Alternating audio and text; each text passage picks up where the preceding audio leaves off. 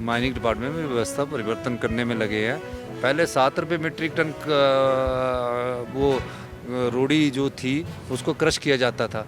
अब हमने पिछले कल ही फैसला किया भी 5 रुपये मीट्रिक टन किया है, तो उससे भी हमारा रेवेन्यू काफ़ी बढ़ेगा।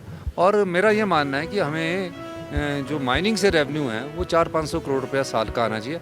इसको 1-2 साल लगेंगे सिस्टम को सेट होने पर आएगा जरूर। तो उसमें उनको करना चाहिए मानहानि का दावा।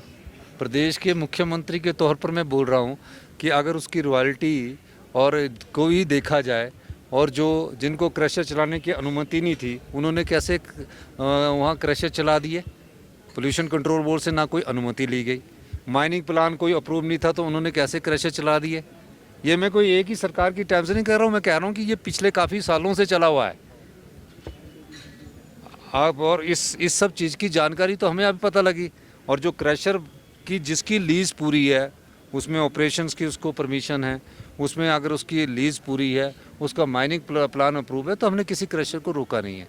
ये क्रशर हमने जो रोके थे इसमें हमको जब रिपोर्ट्स आई कि बड़ी बड़ी पहाड़ियाँ काट दी गई है और उसकी लीज़ ही अप्रूव नहीं है, उस आधार पर हमने ये किया था। कार्रवाई भी होगी, पेनल्टी? देखिए, अभी तो सब लोगों को हमने कहा है कि अपने कागज़ पत्र पूरे कीजिए और उस कागज़ पत्र के आधार पर उद्योग मंत्री आपके जो क्रशर है उसको करेंगे।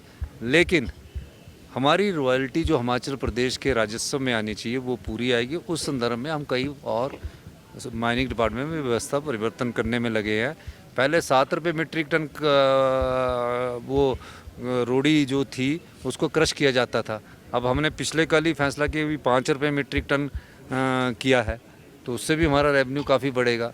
और मेरा ये मानना है कि हमें जो माइनिंग से रेवेन्यू है वो 400-500 करोड़ रुपया साल का आना चाहिए।